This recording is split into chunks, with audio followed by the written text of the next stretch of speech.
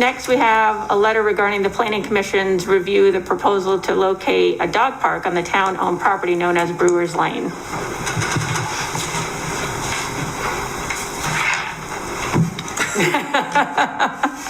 Who wants to take this one?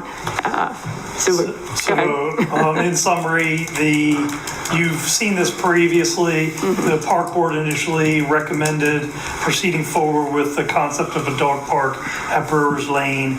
That came before you as a recommendation. It was required by code for you then to send it to Planning Commission for their approval. My understanding is the recommendation from the Planning Commission is in favor of proceeding forward with the concept of a dog park, and is now back before you for approvals. Correct. Does anyone have any questions? We do have Mr. Brophy from the park board is here. If anyone had any questions? I know the Planning Commission did a 3-2 vote. It was a 3-2 vote. And I'm curious what the objection of the two individuals were. It's a very good question. I was present at that meeting, and the conversation did get off topic a little bit about different things. I think it was the location of Brewers Lane, whether that was the ideal location, but I think they were looking at whether it was compatible with the comp plan or not, and it did go 3-2. But the conversation did ebb and flow on a number of things. I've got, it doesn't relate to our approval, but I think something would be usable, David, if you're awake over there. I think we need a better description of what's going to happen. People are asking me, like, what happens to all the animal waste, what happens to the dog urine, all this kind of stuff. These are things that we have to, people are asking us already, and I do not have an answer to it. I'm certainly not opposed in any way to the dog park, but I think at this point, now we've done this, you guys need to give us a graphic description of what's going to happen, the materials used, how we replace this stuff, who's going to police the stuff, so we have the answer. Other than that, we sort of feel left out in the open.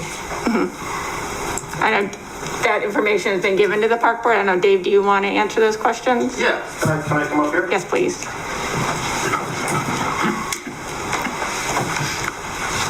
So to reintroduce myself, my name's David Ferraris. I live on South Aurora Street, downtown. Myself and a colleague, Noah Matten, who I think is arriving late because of work, had sort of spearheaded this sometime last year. We started off with the Talbot County Parks and Rec Board, who then moved us to the Easton Parks and Rec Board, and then we moved to you, and then we moved to the Planning Commission, and now we're back here. So this has been a somewhat lengthy process, but totally understandable, as I know it's a big decision and it is town-owned land. As far as the exact specifications of the dog park that you're talking about, Ron, I can't give you those now. Well, I'm not looking for them now. It's sometime in the near future. Give us something that describes it. So absolutely, when I get grabbed the side of the street, as I have been a number of times. Yeah, we've gone as far as choosing some materials that we would like to use, and that was done primarily in order to come up with some rudimentary budget. But as far as how waste and all that, of course. But first, our main goal was to get this approved by the town council, and then we were gonna. Once we had our location established, we could take those dimensions, and then we could go ahead and move forward with the specifications of the park. And I want to congratulate you guys finally grabbing this thing and doing something with it. I've been hearing it for 6 years when we go to the dog park. So the only problem I got was when you tried to put 3 of us on the committee there. Right. Illegal. I appreciate you saying that. It's so I've spoken to a handful of people that I guess were on the Friends of the Easton Dog Park, which was the primary or previous effort. Very nice people. I've heard varying stories of, they were offered land at RTC Park. They turned it down because there was no parking nearby. I heard stories of money that was fundraised and not returned to people. I have no idea, but Noah and I have tried to make it clear from the beginning that we are a separate effort. We were starting from scratch. I think they probably ended up clearing some barriers for us, and the fact that you have all heard about this for years now. But I just got off the phone with someone from the Star Democrat before I walked in here, and he's like, how long has this been going on? Like 10 years? I said, no, I just started on this like last year. I wasn't a part of that.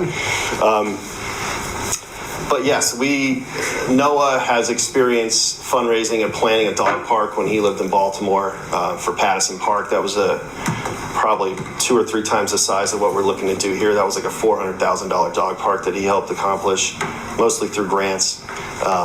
We're looking at something that would probably cost in the neighborhood of $150,000. If you're not aware of part of the process of how we got here, we gave it to the Parks and Rec Board. We located 3 different locations that we thought would be good spots. One of them RTC Park, one of them Brewers Lane, and another one down near the police station. And the Parks and Board Rec voted unanimously for Brewers Alley. To be honest, in the very beginning, it wasn't my first choice. I couldn't see the vision of taking this gravel parking lot that I just always sort of pass and there's nothing ever there, and turning that into a dog park. But in reality, it really has turned out to be the most sensible location. The parking situation with RTC Park, that's still going to come up. Anyone that doesn't want to walk that far to take their dog there, it's just not that accessible. Nor are there any utilities right there. So the cost would automatically be skyrocketed to get water and potentially lighting to the dog park. So the Brewers Alley location really, and I've heard different people say this on the Planning Commission and on the Parks and Rec Board and in the Town Council, where, everyone wants to foster projects that help create a more walkable, livable, and vibrant downtown Easton. And we feel strongly, and we've had literally hundreds of people voice the same thing to us, that this would achieve that.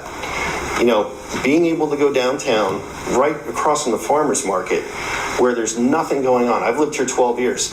Those 4 lots, there's just always been those empty parking lots. I've never seen anything there except snow and maybe people getting ready for a parade. But I'm assuming it's been maybe decades where there's been nothing there. And it's just a prime spot to do this. It's surrounded by parking, so parking's not an issue. It's already got utilities. And we think that if creating this public space, this park, this open space, people can come and maybe they'll visit local businesses right around there. Maybe they'll walk over to Piazza with their dog. Maybe they'll go to JoJo's. Maybe they'll go from the farmer's market to the dog park and back to the farmer's market. It fosters all the things that we talk about in terms of creating a strong town. I could go on and on. I've got a list of bullet points as to why a dog park is beneficial to a community, but I don't know if you necessarily want to hear all that. I'll stop there, though. Thank you. Thank you. Thank you. Are there any other comments regarding the dog park from anyone? If not, gentlemen, any questions? Does anyone want to make a motion? So moved. Second. All right, been moved and seconded. All in favor? Aye. Any opposed? All right, congratulations.